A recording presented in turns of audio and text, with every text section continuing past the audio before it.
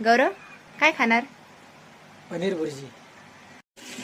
पनीर भुर्जी करण्यासाठी इथे 100 ग्राम पनीर घेतलेलं आहे। पनीरला चांगल्या प्रकारे स्वच्छ धुवून घ्यायचं आणि त्याच्यानंतर कढईमध्ये थोडंसं तेल ॲड करायचं। याला गोल्डन ब्राऊन होण्याकरता भाजून घ्यायचं। इथे मी कांदा, टमाटा, हिरवी मिरची आणि अद्रक, लसूण, कोथिंबीर ऑलरेडी कापून ठेवलं होतं।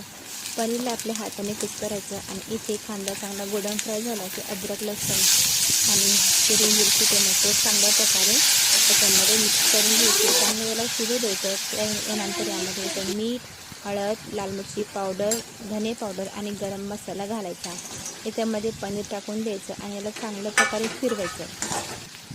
त्यानंतर थोडंसं पाणी ॲड करायचं आणि याला शिजू द्यायचं। झाकण घालायचं आणि चांगल्या प्रकारे याला मंद आचेवर शिजू द्यायचं।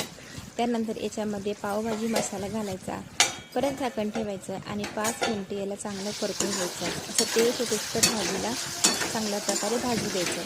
त्यानंतर तुमची पनीर भुर्जी ही तयार झालेली आहे। यामध्ये वरून थोडीशी कोथिंबीर घालायची आणि गरमागरम सर्व करायचं। याला थोडंसं फिरून घ्यायचं, मिक्स करून घ्यायची सगळीकडे। कोथिंबीर तुम्ही यामध्ये चीज घालू शकता। मी चीज वरून टाकलेलं आहे, यामध्ये तुम्हाला समोर बघायला भेटेल।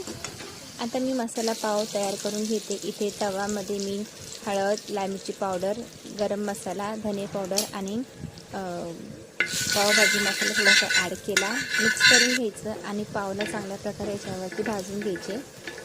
मिक्स करून घ्यायचं पावला चांगल्या प्रकारे। हे बटरमध्ये मी केलेलं आहे।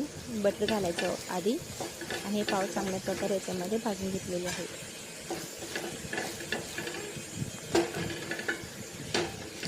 तर इथे आपली पनीर भुर्जी तयार झालेली आहे। गरम गरम पाव सोबत वरून चीज टाकून सर्व करा।